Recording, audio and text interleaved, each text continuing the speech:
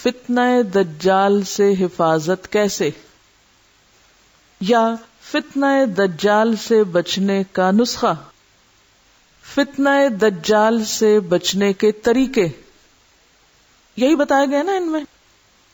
ہمارے پیارے رسول صلی اللہ علیہ وسلم نے بہت پہلے ہمیں ایک بہت راز کی بات بتائی تھی کہ دیکھو لوگو، دنیا میں ایک بہت بڑی مصیبت آنے والی. جن کو تو علم ہے کہ دجال کیا چیز ہے، وہ تو اس سے بچنے کے لیے ان آیات کو بس یوں پکڑ لیں گے. اچھا یہ بچانے والی آیتیں، یہ کوئی جنتر منتر نہیں دیا جا رہا، اس میں وہ نسخہ بتایا جا رہا ہے، وہ طریقے بتائے جا رہے ہیں. یہ کر لو گے تو دجال سے بچ جاؤ گے. دجال تو ایمان کا دشمن ہے، اس کے سامنے ایمان بچانا مشکل ہوگا. ٹھیک ہے. اب ہم میں سے کچھ لوگ نسخہ لے کے ڈاکٹر کا تو کیا کرتے ہیں، وہ پانی کی بوتل میں ڈال کے اس کو ہلا جلا کے پی لیتے ہیں. ہم نے قرآن کے نسخوں کو تعویذ سمجھا ہے، اور ایسی آیات کو کس طرح لیتے ہیں، یہ آیت فلاں بیماری سے بچانے والی ہے، یہ آیت فلاں کام نکلوانے والی ہے، لہذا کیا کرو 1000 دفعہ یہ آیت پڑھ لو. کیا آپ صلی اللہ علیہ وسلم کے قول کا مطلب یہی تھا کہ یہ 10 آیتیں رٹ کے 1000 دفعہ پڑھ لیا کرو، دجال تمہیں کچھ نہیں کہے گا؟ اس طرح کرنا ہوگا ہمیں. پھر کیا کرنا ہوگا؟ جو یہ آیتیں بتا رہی ہیں وہ کرنا ہوگا. ٹھیک ہے. اب آپ دیکھیے، چلتے ہیں دیکھتے ہیں کیا کیا آ رہا ہے اس میں جو ہمیں کرنے کی ضرورت ہے. سب سے پہلے الحمد للہ الذی انزل علی عبدہ الکتاب ولم یجعل لہ عوجا. تعریف اللہ کے لیے ہے جس نے اپنے بندے پر یہ کتاب نازل کی اور اس میں کوئی ٹیڑھ نہیں رکھی. یہاں صرف یہ نہیں کہا گیا لا ریب فیہ، اس سے زیادہ فورسفل انداز ہے وَلَمْ يَجْعَلْ لَهُ عِوَجًا، کہ اس میں کوئی چیز ٹیڑھی نہیں، کوئی بھی کجی نہیں، کوئی بھی ایسی بات نہیں کہ جو انسان کو مس لیڈ کرے یا غلط رستے پہ لے جائے. قرآن کی یہ تعریف یہاں کیوں کی گئی؟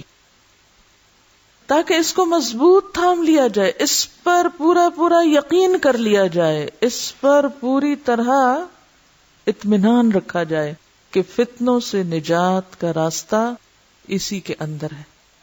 پہلی آیت یہ سبق یاد کرا رہی ہے. دجال کے فتنے سے محفوظ رہنے کے لیے سب سے پہلے کیا کرنا ہوگا؟ اس کتاب کو یقین کے ساتھ، شک و شبہ کے بغیر، پوری طرح شرح صدر کے ساتھ اس کو تھامنا ہوگا، لینا ہوگا. صرف خود نہیں، قیمن، بالکل درست مضبوط بات کہنے والی ہے یہ کتاب. کیوں آئی ہے؟ لِيُنذِرَ بَأْسًا شَدِيدًا مِن لَدُنْ، تاکہ اللہ کے ہاں جو سخت عذاب ہے اس سے لوگوں کو خبردار کیا جائے.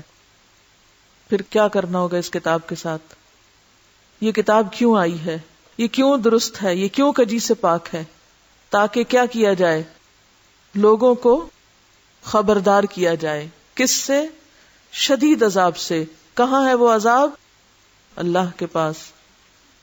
وَيُبَشِّرَ الْمُؤْمِنِينَ الَّذِينَ يَعْمَلُونَ الصَّالِحَاتِ، اور خوشخبری دے ان مومنوں کو جو اچھے کام کرتے ہیں، أَنَّ لَهُمْ أَجْرًا حَسَنًا، کہ ان کے لیے بہترین اجر ہے.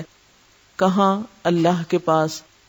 دنیا کے اجر کی بات یہاں نہیں کی جا رہی، اسی لیے مَاكِثِينَ فِيهِ أَبَدًا، جس میں وہ ہمیشہ رہیں گے، ہمیشہ. پھر کیوں آئی ہے یہ کتاب؟ تیسرا مقصد. نمبر 1، لِيُنذِرَ بَأْسًا شَدِيدًا، یہ کس کے لیے؟ پوری انسانیت کے لیے. دوسری بات خوشخبری کس کے لیے؟ اہل ایمان کے لیے. تیسری بات پھر خبردار کرنا کس کو؟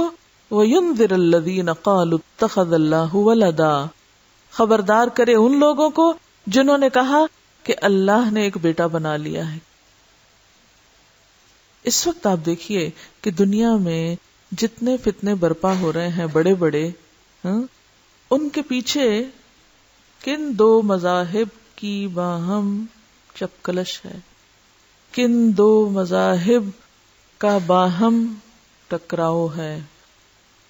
اس وقت آپ دیکھیے کہ اگر آپ تھوڑی بہت بھی دنیا کے حالات سے واقفیت رکھتے ہوں، کیا نظر آتا ہے؟ وہ لوگ جو یہ نظریہ رکھتے ہیں کہ اللہ کا ایک بیٹا ہے اور وہ بیٹا ہم کو نجات دلا دے گا آخرت میں، اور وہ جو توحید خالص پر یقین رکھتے ہیں، ان دو گروہوں کا باہم ٹکراؤ ہے. یہ جو بظاہر چیزیں نظر آتی ہیں یا بظاہر دو ملکوں اور دو علاقوں اور دو طرح کے لوگوں کی باہم ایک ٹکراؤ ہے، یہ صرف دو گروہ نہیں ہیں، یہ دو نظریے ہیں. یہ دو نظریے ہیں. صلیبی جنگوں کا لفظ آپ نے سنا ہوگا، اور بار بار یہ بات اٹھتی بیٹھتی ہے کہ موجودہ جنگیں جو ہیں یہ اسی کی کنٹینیویشن ہے. تو جو انسانیت اپنے آخری دور میں بڑھ رہی ہے تو ٹکراؤ ان دو کے درمیان ہی نظر آتا ہے بیسیکلی. اس ٹکراؤ کو ختم کرنے کے لیے کیا نسخہ دیا جا رہا ہے؟ اٹھ کے لڑو، خبردار کرو، میسج کنوے کرو. آپ دیکھیے سب سے پہلے پوری انسانیت کے لیے پیغام ہے اس قرآن میں. نمبر 2 ماننے والوں کے لیے خوشخبری ہے. نمبر 3 ينذر الذين قالوا اتخذ الله ولدا. خاص طور پر کہاں فوکس کرنے کی ضرورت ہے، کس سیکٹر میں غلط فہمی دور کرنے کی ضرورت ہے، کن کو انذار کرنے کی ضرورت ہے؟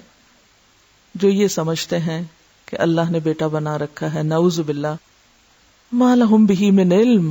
ان کی یہ بات کسی دلیل پر مبنی نہیں، انہیں اس بات کا علم نہیں ہے. تو جس کے پاس علم نہ ہو اس کا علاج کیا ہے؟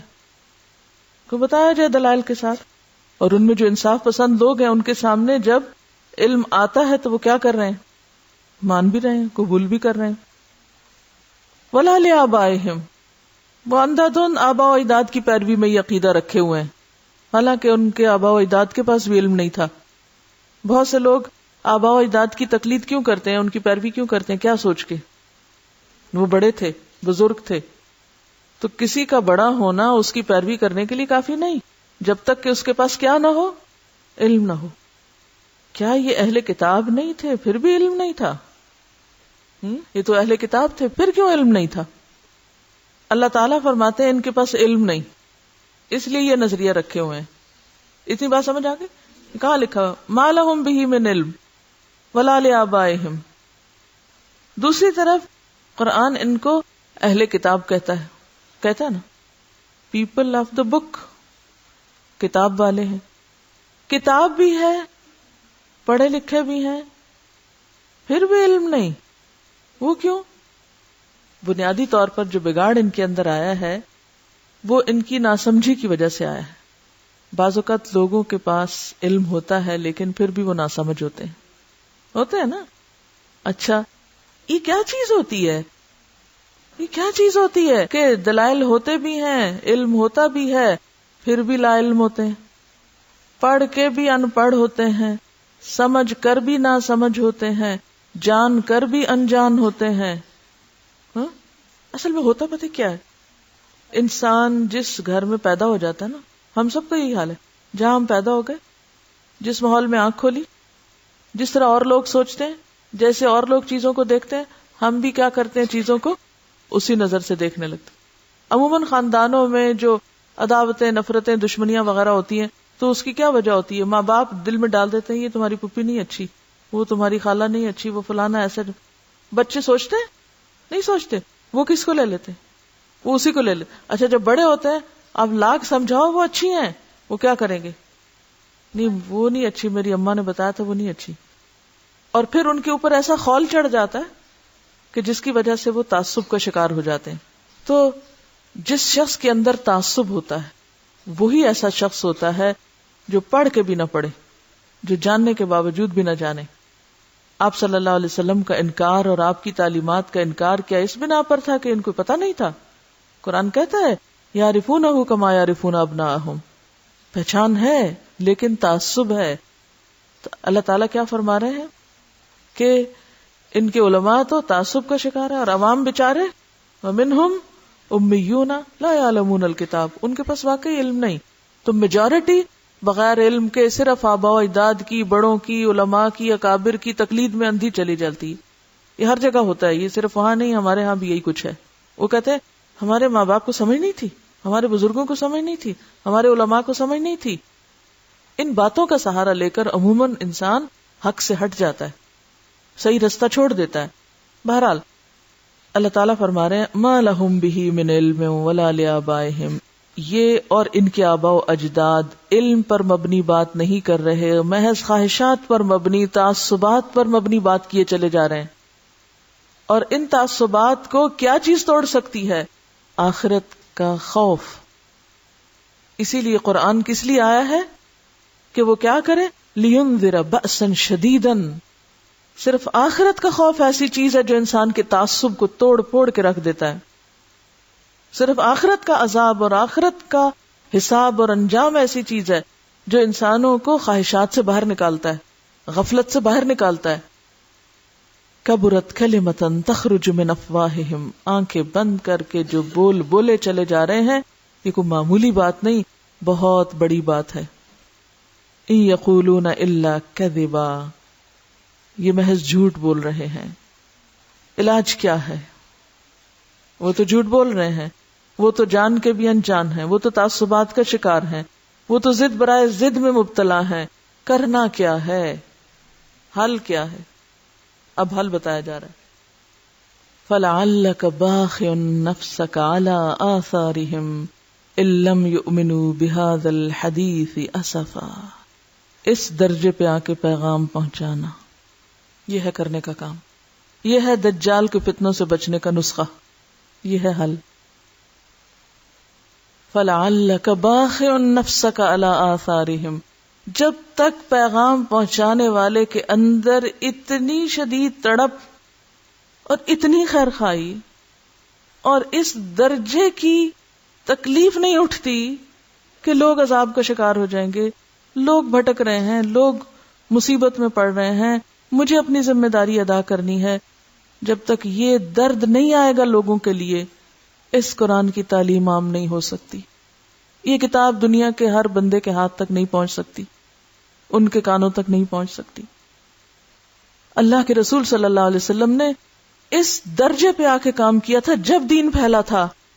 آج ہم میں سے کوئی ایک نہیں جو اتنی درد رکھتا ہو کہ لگتا ہے آپ اپنے آپ کو ہلاک کر ڈالیں گے، ختم کر دیں گے. یہ کون سا درجہ ہوتا ہے اپنے آپ کو ہلاک کرنے کا؟ کہ جب انسان کو کیا نہ یاد رہے؟ اپنا آپ بھی یاد نہ رہے. باقی سب کو چھوڑیے، اپنے آپ کو یہاں رکھ کے دیکھیے، کیا میرے اندر انسانیت کے لیے اتنی محبت ہے؟ میں ان کی خاطر خود کو بھول سکتی ہوں یا اپنی خاطر ان کو بھولی ہوئی ہوں؟ دو ہی چیزیں ہو سکتی ہیں نا، یا اپنی خاطر ان کو بھولی ہوئی ہوں یا ان کی خاطر خود کو بھلا رکھا ہے. کہاں کھڑے ہیں آپ؟ فتنہ دجال سے بچنا آسان ہے. آپ سمجھتے ہیں کہ 10 آیتیں رٹ لیں اور نمازوں میں پڑھ لیں اور کبھی کوئی وظیفہ کر لیں اور دجال آئے گا تو وہ ہمیں دیکھ ہی نہیں پائے گا، اس کی آنکھوں پہ پٹی بن جائے گی. یہ مطلب ہے؟ فتنوں سے نکلنے کا راستہ کیا ہے؟ کیا ہے؟ اس کتاب کے ذریعے پیغام عام کرنا، اس کتاب کو عام کرنا، اس کتاب کے ذریعے خبردار کرنا. اور کس چیز سے خبردار کرنا؟ یہ کہو کہ آپ کی صحت خراب ہو جائے گی، آپ دماغی مریض بن جائیں گے اگر آپ نے قرآن نہیں پڑھا، بس یہ مقاصد ہیں؟ نہیں، دنیا نہیں ہے مقصد، آخرت کا عذاب. قرآن صاف کہتا ہے کہ یہ کتاب اس چیز سے خبردار کرنے کے لیے آئی ہے. جو لوگ اندھیرے میں ہیں، آنکھیں بند کیے ہوئے ہیں، غفلت میں دوڑے چلے جا رہے ہیں اور آگے کھڈا اور گرنے لگے ہیں. ذرا تھوڑی دیر کے لیے سوچئے، اگر آپ کے سامنے کسی برج پر کوئی شخص تیز گاڑی لے جا رہا ہے اور آپ کو پتہ ہے آگے برج ٹوٹا ہوا ہے، تو آپ کے دل کی کیفیت کیا ہوگی؟ آرام سے بیٹھے رہیں گے، اپنی گاڑی چلاتے رہیں گے، ٹھیک ہے وہ گر جائے مر جائے، میرا کیا، مجھے تو پتا ہے ٹوٹا ہوا ہے، میں تو بچ جاؤں. ایسا کر سکتے ہیں ہم؟ اگر آپ کے سامنے وہ کوئی اوپر سے گر رہا ہو چھت سے، آپ کہیں پاگل ہے گرنے دو، میں تو اپنا پڑھ رہا ہوں کتاب، میرے آج کے نفل رہتے ہیں ابھی اور میرا ابھی آج کا وظیفہ ہی نہیں پورا ہوا، اچھا گرنے دو، میں کیا کروں؟ ہم یہ طریقہ اختیار کیے ہوئے انسانیت کے ساتھ. ہم کہتے ہیں جہنم میں جاتے ہیں، جائیں جہنم میں، میں پڑھ رہا ہوں، میں اپنا ذکر کر رہا ہوں. آج امت مسلمہ نے اس چیز کو دین بنا رکھا ہے. اپنے حجروں میں، اپنی مسجدوں میں، اپنے مدرسوں میں، اپنے علاقوں میں، اپنے گھروں میں، اپنے شہروں میں امن چین سے بیٹھے ہوئے ہیں. انسانیت اس رستے پہ دوڑ رہی ہے جس کا پل ٹوٹا ہوا اور وہ نیچے گرنے والی ہے، اور ہم میں کوئی تڑپ نہیں. آپ کے سامنے کوئی بچہ کنویں میں جا گرے، کچھ نہیں ہوگا آپ کو، لیکن ہم نے آخرت اس جہنم کے گڑھے کو کنویں سے بھی کم چیز سمجھا ہوا ہے کہ لوگ اپنے غلط عقائد، غلط اعمال، غلط اخلاق کی وجہ سے اس میں گرتے چلے جائیں. ہمارے دل میں کوئی درد ہی نہ اٹھے اور نہ کوئی اٹھتی ہے، اور اگر کوئی اٹھنے لگے تو کہیں اتنے بھی ٹو مچ نہیں کرو، تھوڑا تھوڑا کرو. کیا ہوا؟ کیونکہ ہم نے اس دنیا کو گھر بنا لیا نا. ہم سمجھتے ہیں ساری کامیابی یہاں کی کامیابی، وہ بھول گئے ہیں کہ وہاں بھی کچھ پوچھ گچھ ہوگی. جن سے ہمیں محبت ہے، اپنے گھر والوں سے ہے نا، ہمیں اپنے گھر والوں سے محبت ہے. اگر ہمارے گھر والوں میں سے خدا نہ خواستہ کسی کو چھوٹا سا بھی کوئی نقصان ہو جائے، ان کا ایکسیڈنٹ ہو جائے، آپ یہاں بیٹھے ہوئے اتنے میں کوئی آ کے آپ کو بتاتا ہے تمہیں پتہ ہے وہ تمہارا بھائی ایکسیڈنٹ میں فوت ہو گیا، کیسی تکلیف اٹھے گی. میرا بھائی، سب کچھ چھوڑ چھاڑ کے کیا کریں گے؟ کہیں اچھا میں نے ابھی لنچ نہیں کیا، ذرا ٹھہر جاؤ، میں ذرا یہ بھی کر لوں اور میں وہ بھی کر لوں. کریں گے کیوں؟ اس لیے کہ بھائی سے محبت ہے، انسانوں سے محبت نہیں ہے. سب جھوٹے دعوے ہیں ہمیں انسانوں سے محبت ہے. اگر آپ کو انسانوں سے محبت ہو نا، آپ انہیں دیکھ کے آپ کے اندر سے ہو کے اٹھے اور آپ کو چین نہ آئے کہیں. ہمیں کوئی محبت نہیں انسانوں سے، اسی لیے تو چھوٹی چھوٹی بات پہ جھگڑنے بیٹھ جاتے ہیں، چھوٹی چھوٹی باتوں پہ غیر ضروری چیزوں میں جا پھنستے اور الجھتے ہیں. جو کرنے کا کام ہے وہ آنکھوں سے اوجھل ہے، وہ اپنی رعایت کے مطابق کرنا چاہتے ہیں. پھر کہتے ہیں یا اللہ وہ ہم 10 آیتیں پڑھ لیں گے نا، آپ ہمیں فتنہ سے بچا لینا. یہ دجال کا فتنہ تو سارے شہر میں آگ لگنے سے بڑا فتنہ ہے. تو بات یہ ہے کہ فتنے سے بچنے کے لیے ایک راستہ یہی ہے کہ اتنا تڑپیں لوگوں کے غم میں، گرنے والوں اور مرنے والوں کے اور ہمیشہ کے لیے ہلاک ہونے والوں کے، کہ واقعی چین اٹھ جائے اور آپ انسانوں کی بھلائی کے لیے کچھ سوچنا شروع کریں. اور ان تک اس کتاب کو پہنچانے کے لیے میں بار بار اس کتاب کی بات اس لیے کر رہی ہوں کہ سورت کا آغاز کس چیز سے ہو رہا ہے؟ کتاب کے تعارف سے. اور پھر 3 دفعہ بتایا گیا ینذر اور یبشر اور ینذر. یہی رستہ ہے، یہی چیز ہے. اس کے بغیر کسی چیز سے اصلاح نہیں ہو سکتی لوگوں کی، نہ خوابوں سے، نہ بزرگوں کے اقوال سے، اور نہ بڑی بڑی باتوں سے. کیونکہ اللہ کے رسول صلی اللہ علیہ وسلم نے لوگوں کو تعلیم اور تلاوت اور تربیت اور تزکیہ سب کچھ اسی سے دیا تھا، اسی کے اندر سے نکالا تھا سب کچھ. یہی بنیاد ہے، یہی اصل ہے. ہر مصیبت سے نکلنے کے لیے رستہ اسی میں سے پتہ چلتا ہے. تو فتنہ دجال سے بچنے کے لیے انسانوں کی خیرخواہی میں آخری حد تک تڑپنا کہ اللہ تعالیٰ کو بھی ہم پہ رحم آنے لگے کہ میرا یہ بندہ اتنا دکھتا ہے لوگوں کے لیے کہ لعلک باخع نفسک علی آثارہم ان لم یؤمنوا بہذا الحدیث اسفا. افسوس کی، دکھ کی انتہا. ہمارے افسوس اور دکھ کن چیزوں پہ ہیں؟ ذرا اپنے اپنے غموں کو دیکھیے، کن چیزوں پہ غم کھائے ہوئے، کن چیزوں کا دکھ اور روگ دل کو لگائے بیٹھے. کسی کو کوئی گھر نہیں ملا تو وہ اس پہ دکھی ہے، کسی کے ہاتھوں میں زیور نہیں تو وہ اس پہ دکھی ہے، کسی کے پاس اچھا لباس نہیں تو وہ اس پہ رو رہا ہے، کسی کو کوئی اچھی نوکری نہیں ملی تو وہ اس پہ رو رہا ہے. ہم ذہنی مریض بنے ہوئے، ہمیں ڈپریشن ہے، ہمیں غم ہے، پریشانیاں ہیں. کن باتوں پہ کبھی سوچا ہم نے؟ یہ واقعی ایسی چیزیں ہیں دنیا کی کہ جن پہ بندہ اتنا غم منائے کہ اپنے آپ کو ہلاک کر لے. دیکھیں نا، جب ہم دنیا میں کسی چیز کی محرومی پر غم مناتے ہیں اور مریض ہو جاتے ہیں، نفسیاتی مریض یا دماغی مریض ہوتے ہیں نا، ہے نا دنیا میں نفسیاتی امراض ہے کوئی نہیں. ایسے لوگ کس کو نقصان دے رہے ہیں؟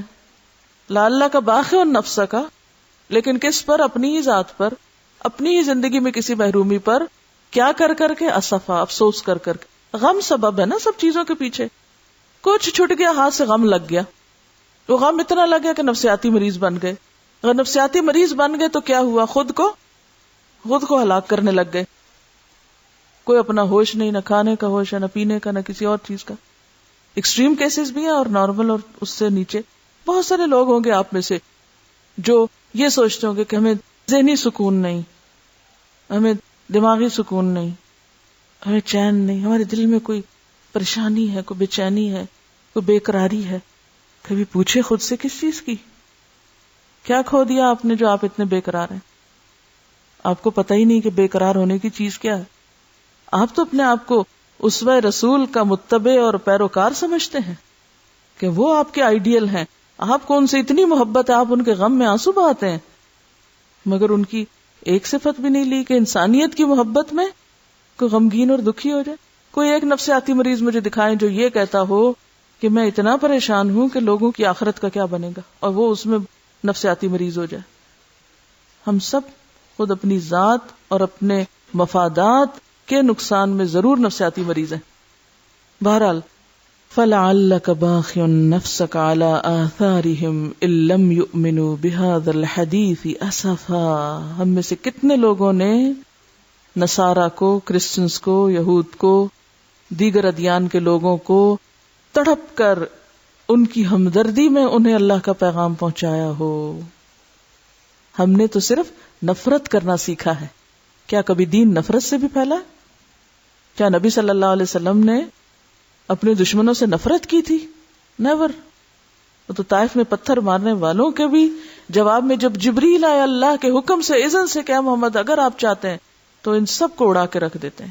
آپ نے تو وہاں بھی نہیں بدلہ لیا جہاں اللہ کی طرف سے بھی اجازت تھی، اور جبریل علیہ السلام کھڑے تھے کہ میں ابھی حکم دیتا ہوں پہاڑوں کے فرشتوں کو، ابھی ان سب کو پیس کے رکھ دیتے ہیں. آپ نے اس موقع پر بھی صبر کیا اور کہا نہیں، شاید ان کی اولادوں میں سے کوئی مسلمان ہو جائے. اس طرح دین پھیلتا ہے. آج ہم میں سے ہر کوئی امریکہ کو گالیاں دینا اپنا دینی فریضہ سمجھتا ہے. ہر کوئی دوسرے مذاہب کے لوگوں کو نفرت کی نگاہ سے دیکھنا اپنا جہاد سمجھتا ہے. پیغام پہنچانے میں ہم نے کیا خرچ کیا ہے؟ کیا اس کیفیت پہ آ کے ہم میسج دے چکے ہیں کہ ہمیں حق پہنچتا ہو، ہم کسی کو برا بھلا کہیں؟ وہ ایسا جو کرتے ہیں وہ ویسا کرتے ہیں، وہ سب کرتے ہیں، وہ کیوں نہ کریں؟ آپ نے ان کو کیا سکھایا؟ جو بھی کوئی ہمارے ساتھ کرتا ہے، پھر یہ تو ایک سزا ہوتی ہے ان قوموں کے لیے جو اللہ کا نام لے اور پھر اللہ کے بھیجے ہوئے پیغام کو انسانیت کے لیے عام نہ کرے. یہ تو دنیا میں وارننگ ہے. دیکھو اپنی آخرت کی خیر مناؤ. دنیا میں یہ آفتیں ٹوٹ رہی ہیں، سبق سیکھو ان سے. کوئی ہے غلطی کہیں تمہاری، اس کی طرف کسی کی توجہ نہیں ہے، ساری الغار دوسروں پہ، وہ یوں کر رہے ہیں، وہ یوں کر رہے ہیں. لیکن ہم خود کو نہیں رکھ کے دیکھتے کہ ہمارا فرض کیا ہے، ہم نے کتنا تڑپ کے پیغام پہنچایا. پھر اللہ تعالیٰ فرماتے ہیں ٹھیک ہے، وجہ کیا ہے؟ ایسا نہ کرنے کی عام طور پہ وجہ کیا ہوتی ہے؟ ہم یہ سب کچھ کیوں نہیں کر رہے؟ کیونکہ ہم نے دنیا سے دل لگا لیا ہے. ہم نے کیا کر لیا؟ دنیا سے دل لگا لیا. دنیا سے دل لگانے والوں کو بتایا جا رہا ہے کہ انا جعلنا ما علی الارض زینۃ لها لنبلوہم ایہم احسن عملا، کہ ہم نے اس زمین پر جو کچھ بھی بنایا ہے یہ اس کی رونق ہے. اور یہ دنیا کی رونق کیا ہے؟ امتحان. لنبلوہم، ہم انہیں آزما کے دیکھیں. کیا؟ ایہم احسن عملا، کہ ان رونقوں میں اس دنیا کے اندر رہتے ہوئے کون اچھے کام کر سکتا ہے، کون پھر اللہ کو یاد کرتا ہے. وَإِنَّا لَجَاعِلُونَ مَا عَلَيْهَا سَعِيدًا جُرُزًا. یاد رکھو ایک وقت آئے گا جب ہم اس زمین پہ پائی جانے والی ہر چیز کو بالکل ایک چٹیل میدان بنا دیں گے. اب آپ دیکھیے، آپ صلی اللہ علیہ وسلم کی امت ہونے کی حیثیت سے ہماری ذمہ داری بنتی ہے کہ انسانوں کے لیے شدید خیرخواہی کے ساتھ کیا کریں؟ زیادہ سے زیادہ ان تک پیغام پہنچائیں. اور اگر خدا نخواستہ کوئی ایسا وقت آئے تو پھر اصحاب کہف کا طریقہ اختیار کریں. کون تھے یہ اصحاب کہف؟ آئیے دیکھتے ہیں. کیا تم سمجھتے ہو کہ غار اور کتبے والے ہماری کوئی بڑی نشانیوں میں سے تھے؟ جب وہ چند نوجوان غار میں پناہ گزین ہوئے اور انہوں نے کہا اے ہمارے پروردگار، ہم کو اپنی رحمت خاص سے نواز اور ہمارا معاملہ درست کر دے. چند نوجوان تھے جو اپنا دین بچانے کے لیے ایک پناہ گاہ یعنی غار میں چلے گئے، اور انہوں نے دعا کیا مانگی؟ ربنا آتنا من لدنک رحمہ وہیئ لنا من امرنا رشدا. دو چیزیں مانگی. یا اللہ، ایک تو ہمارے حال پہ رحم کر، اپنے پاس سے رحمت دے ہمیں، اور دوسری اب ہمیں بتا کہ ہمیں کرنا کیا چاہیے. ہیئ لنا من امرنا رشدا، اس معاملے میں تو ہماری رہنمائی فرما. اب اللہ تعالیٰ نے کس طرح ان پہ رحمت کی؟ تو ہم نے انہیں اسی غار میں تھپک کر سال ہا سال کے لیے گہری نیند سلا دیا. پھر ہم نے انہیں اٹھایا تاکہ دیکھیں ان کے 2 گروہوں میں سے کون اپنی مدت قیام کا ٹھیک شمار کرتا ہے. یعنی اٹھ کے وہ 2 گروہ ہو گئے، یعنی آپس میں ایک دوسرے سے مختلف اوپینین رکھ رہے تھے کہ ہم کتنا عرصہ سوئے ہیں. ہم ان کا اصل قصہ تمہیں سناتے ہیں. وہ چند نوجوان تھے جو اپنے رب پر ایمان لے آئے تھے اور ہم نے ان کو ہدایت میں ترقی بخشی تھی. تو اس سے کیا پتہ چلتا ہے کہ ہدایت کوئی کانسٹنٹ چیز نہیں بلکہ مسلسل بڑھتی رہتی، گرو کرتی. ہم نے ان کے دل اس وقت مضبوط کر دیے جب وہ اٹھے اور انہوں نے یہ اعلان کر دیا کہ ہمارا رب تو بس وہی ہے جو آسمانوں اور زمین کا رب ہے، ہم اسے چھوڑ کر کسی دوسرے کو معبود نہ پکاریں گے. اگر ہم ایسا کریں تو بالکل بے جا بات کریں گے. پھر انہوں نے آپس میں ایک دوسرے سے کہا، یہ ہماری قوم تو رب کائنات کو چھوڑ کر دوسرے خدا بنا بیٹھی ہے. یہ لوگ ان کے معبود ہونے پر کوئی واضح دلیل کیوں نہیں لاتے؟ آخر اس شخص سے بڑا ظالم اور کون ہو سکتا ہے جو اللہ پر جھوٹ باندھے؟ اب جب کہ تم ان سے اور ان کے معبودان غیر اللہ سے بے تعلق ہو چکے ہو تو چلو اب فلاں غار میں چل کر پناہ لو. تمہارا رب تم پر اپنی رحمت کا دامن وسیع کرے گا اور تمہارے کام کے لیے سر و سامان مہیا کر دے گا. تم انہیں غار میں دیکھتے تو تمہیں یوں نظر آتا کہ سورج جب نکلتا ہے تو ان کے غار کو چھوڑ کر دائیں جانب چڑھ جاتا ہے اور جب غروب ہوتا ہے تو ان سے بچ کر بائیں جانب اتر جاتا ہے. اور وہ ہیں کہ غار کے اندر ایک وسیع جگہ میں پڑے ہوئے ہیں. یہ اللہ کی نشانیوں میں سے ایک ہے. جس کو اللہ ہدایت دے وہی ہدایت پانے والا ہے، اور جسے اللہ بھٹکا دے اس کے لیے تم کوئی ولی مرشد نہیں پا سکتے. تم انہیں دیکھ کر یہ سمجھتے کہ وہ جاگ رہے ہیں حالانکہ وہ سو رہے تھے. ہم انہیں دائیں بائیں کروٹ دلوا رہے تھے. کس طرح اللہ تعالی ایسے لوگوں کو اپنی خاص رحمت کے ساتھ اسباب بھی مہیا کر دیتا ہے.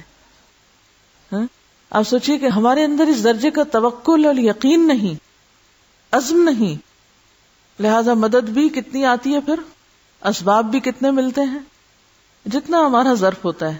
اور ان کا کتا غار کے دہانے پر ہاتھ پھیلائے بیٹھا تھا.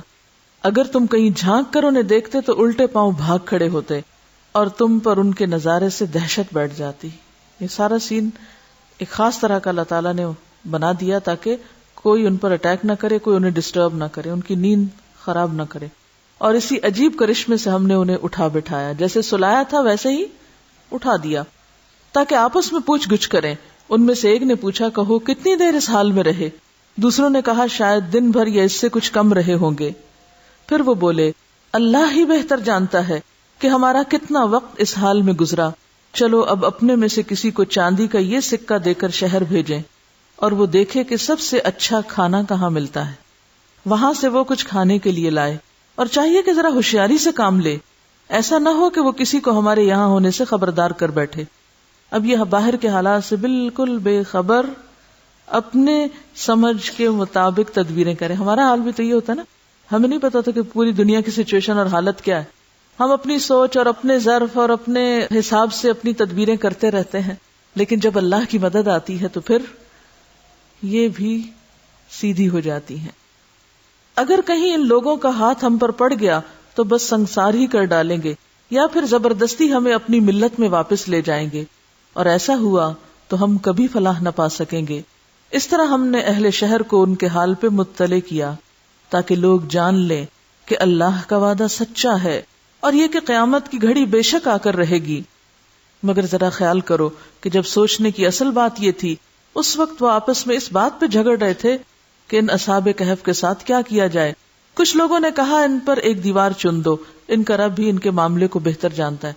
یعنی عموماً لوگوں کی عادت اور حالت کیا ہوتی ہے کہ وہ ارریلیونٹ باتوں میں پڑ جاتے ہیں، کسی بھی واقعے سے، کسی بھی حادثے سے، کسی بھی ان یوزول چیز سے کوئی سبق نہیں لیتے. مگر جو لوگ ان کے معاملات پر غالب تھے انہوں نے کہا ہم تو ان پر ایک عبادت گاہ بنائیں گے. کچھ لوگ کہیں گے کہ وہ 3 تھے اور چوتھا ان کا کتا تھا، کچھ دوسرے کہہ دیں گے کہ 5 تھے اور چھٹا ان کا کتا تھا. یہ سب بے تکی ہانکتے ہیں. کچھ اور لوگ کہتے ہیں کہ 7 تھے اور 8واں ان کا کتا تھا. کہو میرا رب ہی بہتر جانتا ہے کہ وہ کتنے تھے. کم ہی لوگ ان کی صحیح تعداد جانتے ہیں. پس سرسری بات سے بڑھ کر ان کی تعداد کے معاملے میں لوگوں سے بحث نہ کرو. اس سے کیوں روکا گیا؟ تعداد کے معاملے میں، گنتی کے معاملے میں بحث مت کرو تاکہ اصل مقصد سے نہ ہٹیں، اصل سبق نہ بھولیں. جو لوگ غیر اہم چیزوں میں پڑ جاتے ہیں، غیر ضروری چیزوں میں الجھ جاتے ہیں، وہ اصل کو چھوڑ بیٹھتے ہیں. تو number 1 is number 1، important is important, اور ہم کیا کرتے ہیں؟ ان امپورٹنٹ از امپورٹنٹ، اور ان امپورٹنٹ بیکمز امپورٹنٹ. تو ہمیں اہم کو ہی اہم رکھنا ہے. اور دیکھو کسی چیز کے بارے میں کبھی یہ نہ کہا کرو کہ میں کل یہ کام کر دوں گا، الا یہ کہ اللہ چاہے. اگر بھولے سے ایسی بات زبان سے نکل جائے تو فوراً اپنے رب کو یاد کرو اور کہو امید ہے کہ میرا رب اس معاملے میں رشد سے قریب تر بات کی طرف میری رہنمائی فرما دے گا. اور وہ اپنے غار میں 300 سال رہے، اور کچھ لوگ مدت کے شمار میں 9 سال اور بڑھ گئے. تم کہو اللہ ان کے قیام کی مدت زیادہ جانتا ہے. آسمانوں اور زمین کے سب پوشیدہ احوال اسی کو معلوم ہے. کیا خوب ہے وہ دیکھنے والا اور سننے والا. زمین و آسمان کی مخلوقات کا کوئی خبرگیر اس کے سوا نہیں، اور وہ اپنی حکومت میں کسی کو شریک نہیں کرتا.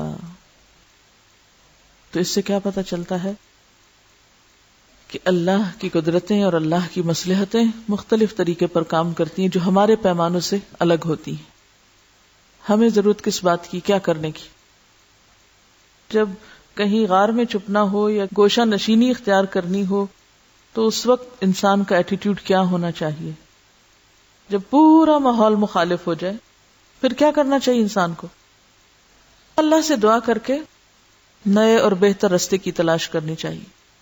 اور بالکل آئسولیٹ بھی ہونا پڑے تو بھی انسان اللہ سے تعلق قائم رکھے اور رہنمائی مانگتا رہے. دیکھیے، کبھی میسج کنوے ہوتا ہے بول کر، کبھی ہوتا ہے کسی اور ذریعے سے پہنچا کر، خود خاموش رہ کے، کسی اور چیز سے، کسی کتاب سے، کسی کیسٹ سے، کسی اور چیز سے. کبھی میسج کنوے ہوتا ہے چھپ کر، جیسے اصحاب کہف. آپ کو معلوم ہے جب وہ دوبارہ اٹھے تھے اور اس وقت بحث کیا چل رہی تھی اسی سوسائٹی میں کہ مرنے کے بعد کیسے اٹھیں گے. اب سارا قصہ کھل گیا کہ مرنے کے بعد کیسے اٹھا جا سکتا ہے. کئی سو سال پہلے کے سوئے ہوئے لوگ دنیا میں ہی اٹھ کھڑے ہوئے، تو اگر یہاں ایسے ہو سکتا تو قیامت کے دن کیوں نہیں اٹھ سکتے؟ اصل میں ہم اس وقت شکست کھاتے ہیں، مشکل میں پڑتے ہیں اور کچھ نہیں کر پاتے جب ہم کسی بھی کام کے کرنے کا بس ایک ہی طریقہ اپنا لیتے ہیں اور دوسرے کو حرام کر لیتے ہیں اپنے اوپر. جب ہم ریجڈ ہو جاتے ہیں، جب ہم صرف ٹنل ویژن رکھتے ہیں. ٹنل ویژن کیا ہوتا ہے؟ بس ایک چھوٹی سی سوراخ سے بس دیکھتے رہنا، محدود چیزوں کو دیکھنا، محدود راستے کو دیکھنا، بس آنکھیں بند، کان بند اور اندھا دھند جدھر لوگ جا رہے ہیں چلتے چلے جانا. یہ نہ سوچنا ضرورت کس بات کی ہے. اب آپ دیکھیے، ام حسبت ان اصحاب الکہف والرقیم کانوا من آیاتنا عجبا، کیا تم سمجھتے ہو کہ غار والے اور کتبے والے ہماری عجیب نشانیوں میں سے تھے؟ اذ اوى الفتیۃ الی الکہف، وہ تو چند نوجوان تھے جنہوں نے ایک غار میں پناہ لی تھی. فتیہ، نوجوان. کیا کہتے ہوئے؟ فقالوا، کہنے لگے، ربنا آتنا من لدنک رحمہ، اللہ تو ہمیں اپنی رحمت سے راہ دکھا، ہمیں تو اپنی رحمت سے نواز، اپنے پاس سے رحمت دے دے. کتنی تڑپ ہے اس دعا میں. وہیئ لنا من امرنا رشدا، اور ہمیں ہمارے اس معاملے میں راستہ دکھا دے. یہ تو اتنے اندھے فتنے ہیں کہ ہمیں نہیں پتہ چل رہا ہمیں کیا کرنا چاہیے، لہذا ہم مقابلے سے اب باز آئے. اب یہ شدید ترین فتنوں کی بات ہے. پہلی سٹیج جس میں دعوت قرآن دی جائے گی وہ کم فتنوں کا دور ہے. جب وہ اتنے انتہا کو پہنچے کہ کچھ بھی بس نہ چلے تو پھر کیا ہے، اپنا ایمان کم از کم بچانے کے لیے، یعنی جب تم اتنے کمزور ہو جاؤ کہ تم اپنا ایمان بھی نہیں بچا سکتے تو پھر کیا کرو، جاؤ کسی غار میں چھپ جاؤ، پھر کہیں جا کے پناہ لے لو کہ اب تم بے بس ہو. یہ دوسرا رستہ ہے، دوسرا طریقہ ہے. اور اللہ سے دعائیں مانگو، لیکن اپنے ایمان کو بیچ نہیں سکتے، کیونکہ دجال کے فتنے میں یہی کچھ تو ہونے والا ہے کہ لوگ اس کے ڈر سے اپنا ایمان بیچ ڈالیں گے. تو ایمان نہیں بیچ سکتے. جاؤ پھر غار میں چھپو، پھر کوئی گوشہ عافیت تلاش کرو اور وہاں جا کے اللہ کی پناہ میں اپنے آپ کو رکھو، مگر ایمان نہ بیچو. جو لوگ یہ دو باتیں یاد رکھیں گے وہی فتنہ دجال سے بچ سکیں گے. پہلی بات، شدید تڑپ کے ساتھ اللہ کے پیغام کو پہنچانے کا عزم. ایک موقع ہوتا ہے جب کسی معاشرے کے اندر کچھ بیماریاں پھیلتی ہیں کہ وہ باپ ہیلتھی، تو ڈاکٹرز بھی آ جاتے ہیں اور سارا میڈیکل سٹاف آ جاتا ہے، کوئی آفت آتی ہے، مرہم پٹی ہو رہی ہے، دوائی دی جا رہی ہے، ہسپتالوں میں لوگوں کو بھیجا جا رہا ہے، لیکن اگر آفت اس سے بھی بڑھ جائے کہ آپ کے اپنے مرنے کا خطرہ پڑ جائے تو پھر ڈاکٹرز کو کیا کرنا پڑتا ہے؟ خود کو بچانا. ہمارے بس میں نہیں رہا اس سب کا علاج، ہم تو خود مرنے لگے ہیں، ہم تو خود اس فتنے کا شکار ہو جائیں گے اگر ہم نے اپنے آپ کو نہ بچایا. تو اب کیا ہے؟ اس آخری سٹیج پر پھر پناہ لے لو تاکہ تمہارا ایمان نہ جائے، جہاں ایمان کو خطرہ ہو. زندگی بچانے والی بات نہیں کر رہی، ایمان کے خطرے کی بات ہو رہی. اور یہاں پھر اللہ سے مضبوط تعلق، اور وہاں بھی جا کے یہ نہیں کہ گوشہ عافیت میں مطمئن مزے سے بیٹھ جاؤ، نہیں، آتنا من لدنک رحمتا وہیئ لنا من امرنا رشدا. پھر اللہ سے خوب دعائیں، اے اللہ تو رستہ بتا، تو دکھا مجھے کیا کرنا چاہیے، مجھے کیا طریقہ اختیار کرنا چاہیے، تو مجھے اپنی رضا پہ قائم رکھ.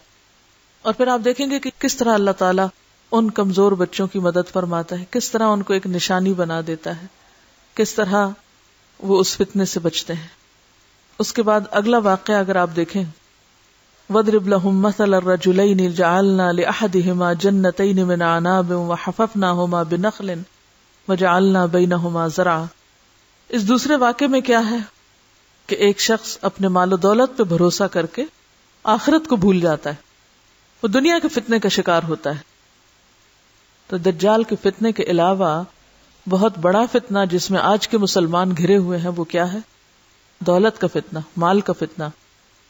اور اپنے فرض کو بھولے ہوئے بھی اسی وجہ سے ہیں کہ وہ دنیا میں اس طرح گم ہیں گویا یہی ان کے ہمیشہ رہنے کی جگہ ہے. پھر اس کے بعد آپ دیکھیے آگے جا کر موسیٰ علیہ السلام اور خضر علیہ السلام کا واقعہ ہے.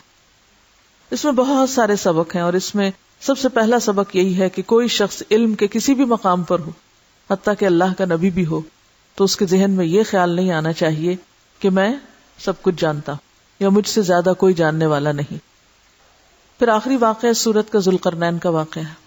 ذوالقرنین ایک بہت ہی عادل بادشاہ تھا. دولت اور علم کے بعد کیا فتنہ ہوتا ہے؟ اقتدار، حکومت.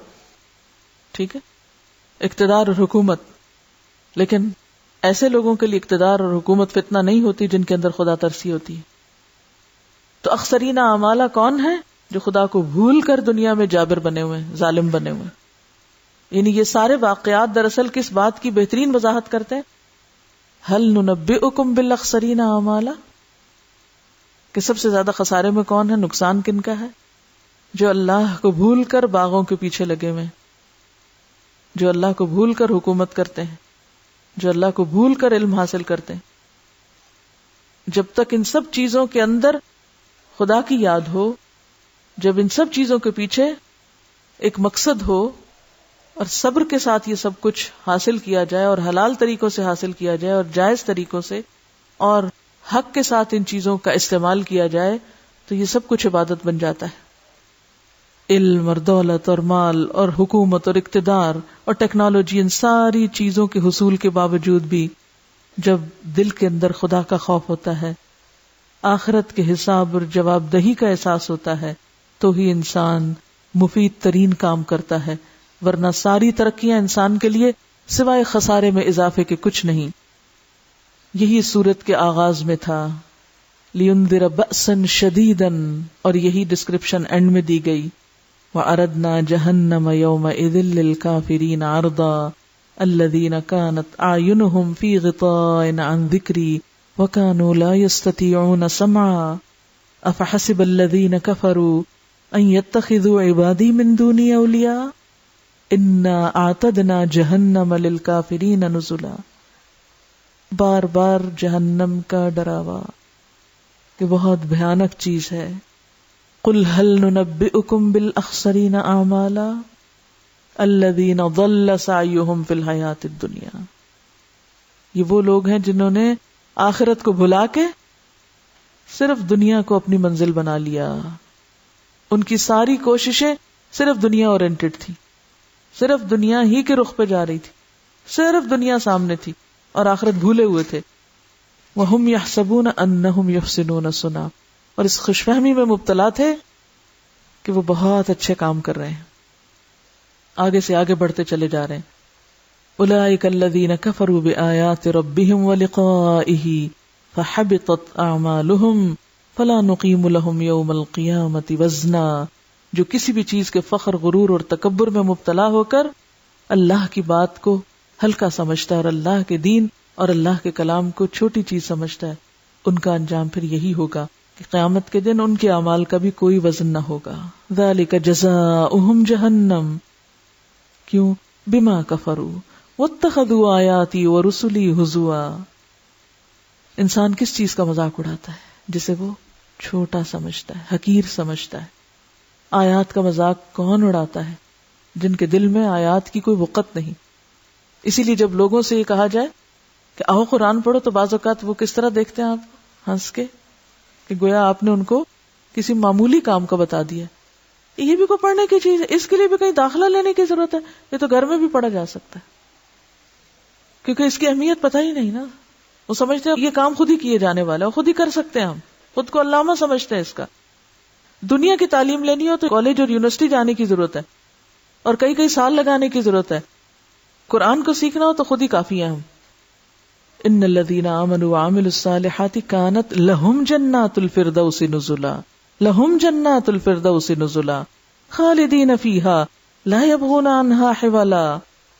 قل لو کان البحر مدادا لکلمات ربی لنفد البحر قبل ان تنفد کلمات ربی ولو جئنا بمثلہ مددا. قل انما انا بشر مثلکم یوحی الی انما الہکم الہ واحد. کوئی بیٹا نہیں اللہ کا، الہ واحد. یہ ہے پیغام جو دنیا کو دینا ہے. فمن کان یرجو لقاء ربہ فلیعمل عملا صالحا ولا یشرک بعبادۃ ربہ احدا.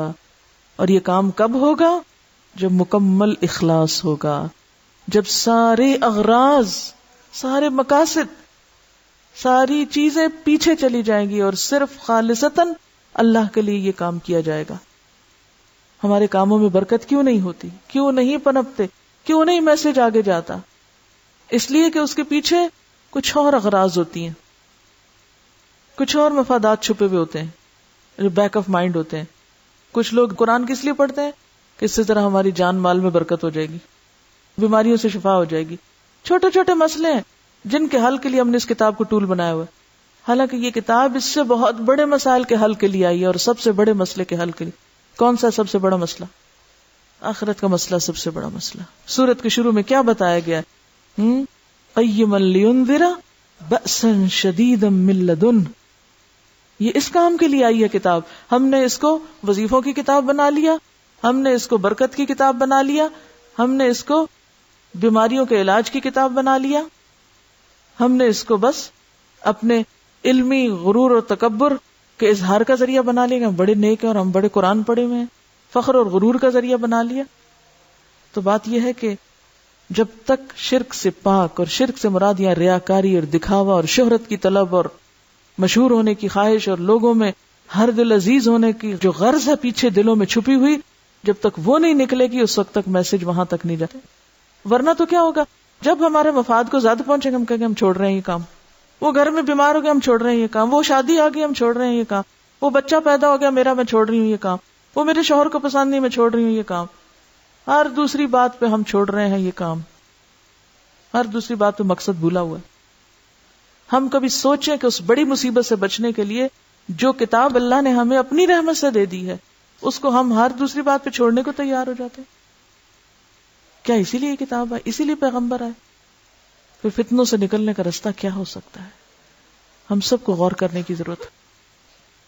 اور آخری بات یہ کہ ہم عام طور پر یہ سمجھتے ہیں کہ اگر ہم نے اپنے بچوں کو دین پڑھایا تو پھر پتہ نہیں ان کی دنیا خراب ہو جائے گی، یا پھر ہم یہ سمجھتے ہیں کہ اگر دنیا کی طرف گئے تو شاید دین کا نقصان ہو جائے گا. ضرورت اس بات کی کہ دونوں کو کمبائن کریں. سب ماؤں کے اوپر فرض ہے، لازم ہے کہ وہ دنیا کی تعلیم کے ساتھ ساتھ بچوں کے زندگی کا کچھ حصہ یا کچھ وقت ضرور اس کام کے لیے مقرر کریں کہ لِيُنذِرَ بَأْسًا شَدِيدًا.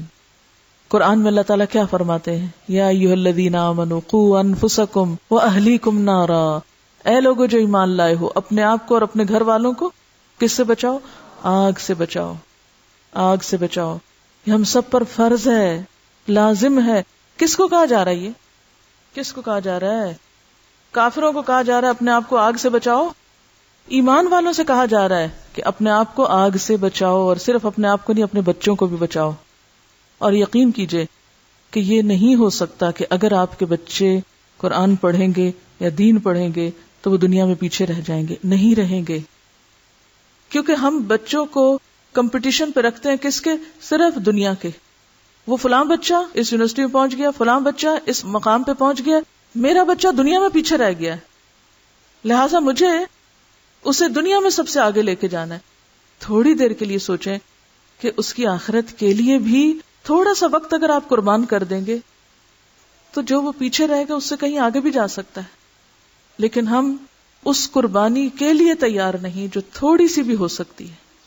تو جب ہماری ساری ایفرٹ صرف دنیا سے اٹھ کے دنیا میں ہی رہیں گی، کیا کر سکتے ہیں؟ یہ کام محض تمنا اور آرزوؤں سے نہیں ہوں گے. اس کے لیے قربانی کرنی پڑے گی، تڑپنا پڑے گا، اور اپنے ساتھ اپنے گھر والوں اور باقی لوگوں کو بھی لے کے. اور صرف گھر والے نہیں، یہ تو پہلا سٹیپ ہے.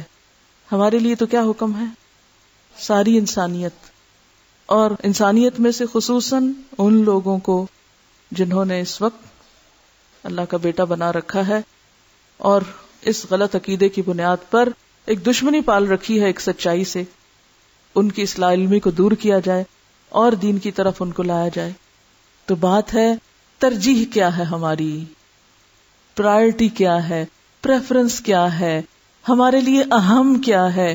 یہ چھوٹی سی دنیا جو آخرت کے مقابلے میں مچھر کے پر برابر نہیں، یا وہ بڑی جنت کہ جس کی وسعت زمین و آسمان برابر ہے. یہ ہر ایک کو اللہ نے عقل اور دماغ دیا ہے. خود سوچیے اور فیصلہ کیجیے. دنیا کے لیے بھی کام کیجیے، لیکن اتنا جتنا اس میں رہنا ہے آپ نے، جتنے دن کے لیے یہ چاہیے آپ کو. اور آخرت کے لیے بھی تڑپیے جہاں آپ کو ہمیشہ رہنا ہے. اللہ تعالی ہمیں یہ بیلنس قائم کرنا سکھا دے اور اعتدال کی زندگی دے کہ ہم نہ دنیا سے غافل ہوں اور نہ اپنی آخرت کو بھولیں. وآخر دعوانا ان الحمد للہ رب العالمین. سبحانک اللہم و بحمدک، نشہد ان لا الہ الا انت، نستغفرک و نتوب الیک. السلام علیکم و رحمۃ اللہ وبرکاتہ.